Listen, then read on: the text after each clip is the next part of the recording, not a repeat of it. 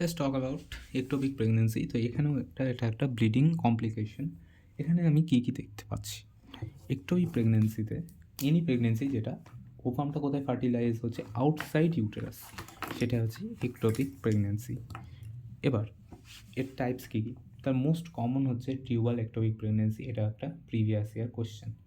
তারপর হচ্ছে এদের মধ্যে মোস্ট কমন কোথায় হচ্ছে অ্যাম্পুলারতে, এটাও একটা প্রিভিয়াস ইয়ার কোশ্চেন। যদি অ্যাম্পুলা হচ্ছে এইখানে যে একটা একটু প্রেগনেন্সি হয়, যেহেতু এখানে প্রচুর জায়গা আছে, মানে এটা ফাটবে না, কিন্তু বাচ্চাটা বাঁচবেও না, বিফোর 20 উইকস এটা মরে যাবে। তো কী হবে? অ্যাবর্শন, এটাও PYQ। যদি ইসমাসে হয়, ইসমাস হচ্ছে ফিজিওলজিক্যাল স্পিংটার, আর এখানে কর্নুটা হচ্ছে অ্যানাটমিক্যাল স্পিংটার। তো যদি ফিজিওলজিক্যাল স্পিংটারের মধ্যে হয়, তাহলে সেটা কী হবে? ফেটে যাবে, কারণ ওর মধ্যে ওইটুকু 20 উইকও সাস্টেন করার মতো ক্ষমতা নেই, তো রাপচার হবে, দ্যাটস ইট, এটাও PYQ। এবার ওভারিয়ান একটোপিক প্রেগনেন্সি, অর্থাৎ ওভারির মধ্যে এটা হচ্ছে non tubal most common site of ectopic pregnancy. এটা কোন ক্রাইটেরিয়ার ওপর ডিসাইড হয়? এটার ক্রাইটেরিয়া হচ্ছে স্পিকেলবার্গ ক্রাইটেরিয়া। এখানে লেখা আছে ওভারিয়ান নন টিউবাল স্পিকেলবার্গ ক্রাইটেরিয়া। সার্ভিক্সের মধ্যে কোন ক্রাইটেরিয়া আসে? পলম্যানের ক্রাইটেরিয়া, সার্ভাইকাল পলম্যান। আর অ্যাবডোমেনের মধ্যে কোথায় কার ক্রাইটেরিয়া আছে? D for D Studdiford criteria. তিনটেই PYQ। These three names are PYQ. That's why written.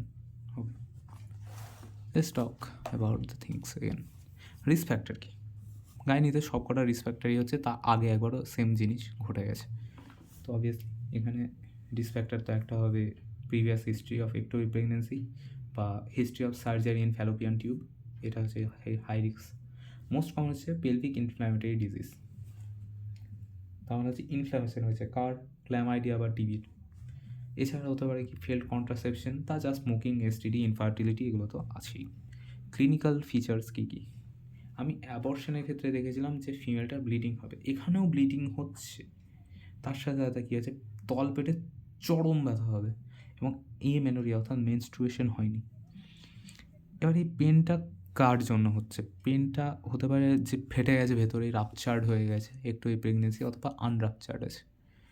যদি রাপচার্ড থাকে তাহলে কী কী হবে? পেটে ব্যথা হবে, কাঁধে ব্যথা হবে এবং পায়খানা করবে, হাগার ইচ্ছা হবে, যেটাকে বলা হচ্ছে ডেনফোর্ড সাইন, এটা একটা PYQ। তো যদি আমি দেখি রাপচার্ডের ক্ষেত্রে, তা আমি দেখব পেট ব্যথা, কাঁধ ব্যথা এবং হাগার ইচ্ছা। তো আমি প্রথমে একটা UPT টেস্ট করে পজিটিভ পাবো, কারণ আফটার এটা একটা প্রেগনেন্সি। যেহেতু ব্লাড লস হচ্ছে তাই শকে যেতে পারে।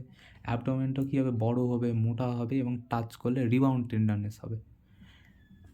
যদি আমি ভ্যাজাইনা দেখি, তো ওখানে যদি আমি এখানটা টাচ করি, তাহলে মহিলাটা চেঁচিয়ে উঠবে, সার্ভিক্স টাচ করলে চেঁচিয়ে উঠবে রেগে, কষ্টে। ওকে, এটা একটা PYQ, সার্ভাইকাল মোশন টেন্ডারনেস, এটাকে টাচ করলেই চেঁচিয়ে উঠবে, এই সার্ভিক্সের টাচ করলেই চেঁচিয়ে উঠবে। তাছাড়া আমি কল্ডোসিনথেসিস করতে পারি, কিন্তু ওটার বদলে ফাস্ট USG করা হয়। ডায়াগনোসিস কনফার্ম হয়ে গেলে এবার আমি কী করবো? আমাকে সার্জারি করতে হবে, কি? ইউনিল্যাটারাল স্যালপিঙ্গেক্টমি, অর্থাৎ ফ্যালোপিয়ান টিউবটাকে রিমুভ করে দাও, এটা একটা আছে, ঠিক আছে? এবং ওটা ইররেসপেক্টিভ অফ ফ্যামিলি কমপ্লিশন, অর্থাৎ ফ্যামিলি কমপ্লিট না হলেও যেহেতু রাপচার্ড হয়ে গেছে, এটা একটা এমার্জেন্সি সিচুয়েশন। এবার এই ফ্যালোপিয়ান টিউবটা আমি কোন রুটের থ্রুতে আমি করবো? যদি আমি রুট জিজ্ঞেস করি, তার রুট হচ্ছে একটা হচ্ছে ল্যাপ্রোস্কোপি, যদি সে স্টেবল হয়, নর্মাল যেমন ল্যাপ্রোস্কোপি করে। কিন্তু এখানে যদি এমার্জেন্সিতে আসে, তাহলে ল্যাপেরোটমি করতে হবে, এমার্জেন্সিতে ল্যাপেরোটমি করতে হবে। এবার এটা যে আনরাপচার্ড লেডি আছে, আনরাপচার্ড লেডির কিন্তু পেটে ব্যথা হবে, ব্লিডিং হবে এবং মেনস্ট্রুয়েশন হবে না। তার ক্ষেত্রে আমি কী করব? তার ক্ষেত্রে আমার কাছে সার্জারি বাদে মেডিকেল ম্যানেজমেন্টটাও অ্যাভেলেবেল আছে।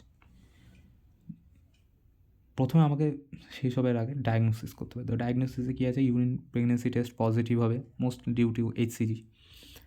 এবার আমি যদি ওর USG করি, শুধু ওইটুকু দেখে তো হবে না, আমাকে ইউএসজিও করতে হবে। ইউএসজিতে যদি আমি দেখি যে আমি জেস্টেশন স্যাক পাচ্ছি, ইয়ক স্যাক পাচ্ছি, তার মানে শিওর এটা একটা আনরাপচার্ড একটোপিক প্রেগনেন্সি। আমি সঙ্গে সঙ্গে মেডিকেল ম্যানেজমেন্টে চলে যাব। মেডিকেল ম্যানেজমেন্ট কি মেথোট্রিক্সেট দিয়ে দেবো, ঠিক আছে।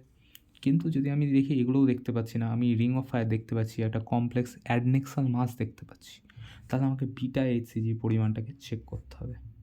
এবার বিটা এইচসিজি যদি মোর দ্যান 2000 হয় এবং তার সাথেও আমি কোনো জেস্টেশনাল স্যাক দেখতে পাচ্ছি না, তার মানে শিওর এটা একটা ইক্টোপিক প্রেগনেন্সি। আর যদি দেখি বিটা এইচসিজি কম, 2000-এর কম, তাহলে আমি কী করবো, 48 ঘন্টা পর রিপিট করবো। 48 ঘন্টা পর রিপিটেশনে যে দেখি 2x হয়ে গেছে, তার মানে এটা লাইভ ইন্ট্রা ইউটেরাইন প্রেগনেন্সি, অর্থাৎ ইউটেরাসের মধ্যে হচ্ছে এটা, ঠিক আছে, নর্মাল কেস। যদি দেখি স্লো রাইজ, তাহলে একটোপিক প্রেগনেন্সি। আর যদি দেখি ডিক্রিজ করছে, তার মানে হচ্ছে অ্যাবর্শন হয়ে গেছে, মরে গেছে। এবার যাই হোক, আমি যদি একটোপিক প্রেগনেন্সি এখানে আলটিমেটলি আমার এখান থেকে আমার ধরা পড়ে যায়, আমি কী করব, ম্যানেজমেন্ট কী হবে, একটা হচ্ছে সার্জারি অথবা মেডিকেল। তো সার্জারিতে অবভিয়াসলি আছে স্যালপিংকেক্টমি, যেটাতে ফ্যালোপিয়ান টিউবটাকে আমি কেটে রিমুভ করে দেবো। এছাড়া ল্যাপারোস্কোপি আছে। মেডিকেল ম্যানেজমেন্ট কী আছে, medical management only in case of আনরাপচার্ডেই কিন্তু মেডিকেল ম্যানেজমেন্ট সম্ভব। সার্জারি রাপচার্ডে কিন্তু মেডিকেল ম্যানেজমেন্ট কন্ট্রা ইন্ডিকেটেড ছিল। তো সেখানে আমাকে মেথোট্রিক্সেট দেবো মেডিকেলি টার্মিনেট করতে প্রেগনেন্সিটা। তো ওখানে কী করব, আমি বিটা ইসিজি চেক করব, তারপরে একটা সিঙ্গেল ডোজেই মেথোট্রিক্সেট ভরে দেবো, তারপরে বিটা ইসিজি লেভেল দেবো। যদি দেখি মোর দ্যান 15% ফল করে গেছে, তার মানে সাকসেসফুল থেরাপি হয়ে গেছে। আর যদি দেখি লেস দ্যান 50% ফল করেছে, তাহলে আমি রিপিট করব, ঠিক আছে। এটাতে আলটিমেটলি বাচ্চাটাকে শেষই করে দেওয়া হচ্ছে। এবার মেথোট্রিক্সেট হচ্ছে কন্ট্রাইন্ডিকেটেড ইন হেটেরোট্রপিক প্রেগনেন্সি। এটা কি, একটা টুইন প্রেগনেন্সি, যেখানে একটা বাচ্চা ভেতরে জন্মেছে, আরেকটা বাচ্চা বাইরে জন্মে গেছে। একটা বাচ্চা ভেতরে আছে, একটা বাচ্চা এখানে বাইরে আছে।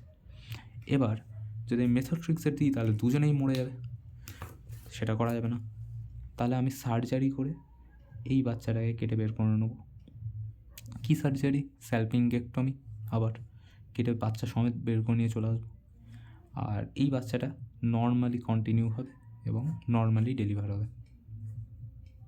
ওকে, পিওয়াইকিউয়ের জন্য এই নন টিউবাল একটোপিক প্রেগনেন্সিগুলো আমি দেখতে হবে। কি বলছে, পলম্যান বলছে সার্ভিক্সে একটোপিক প্রেগনেন্সি কখন হবে, যখন ইন্টারনাল অসটা পুরো ক্লোজ থাকবে আর এক্সটার্নাল অসটা পার্শিয়ালি ক্লোজ থাকবে, যেন এখান থেকে পক করে এটা ঢুকে গিয়ে এখানে আলটিমেটলি ফার্টিলাইজেশন হতে পারে। স্টুডি ফর্ম কী বলছে, যে অ্যাবডোমেনের মধ্যে প্রেগনেন্সি হতে পারে। সেকেন্ডারি অ্যাবডোমিনাল একটোপিক প্রেগনেন্সি হচ্ছে মোস্ট কমন, এটাও পিআইকিউ। আর স্পিগেলবার্গ কী বলছে, ওভারিয়ান প্রেগনেন্সি কখন হতে পারে। That's it, that's the entirety. শুধু মনে রাখবে শেষ মুহূর্তে যে একটোপিক প্রেগনেন্সিতে আমার পেট ব্যথা হবে, কান ব্যথা হবে, ব্লিডিং হবে এবং মেনস্ট্রুয়েশন হবে না। ম্যানেজমেন্ট হচ্ছে মেডিকেল ম্যানেজমেন্ট, আমি একমাত্র আনরাপচার্ডের মেথোট্রিক্সেট দিতে পারি। আর সার্জারি আমাকে রাপচার্ড আনরাপচার্ড সবার মধ্যেই করা যেতে পারে, সেটা হচ্ছে ইউনিল্যাটারাল স্যালপিংকেক্টমি, অর্থাৎ একটা সাইডকে আমি কাটবো, দুটো সাইড কাটবো না।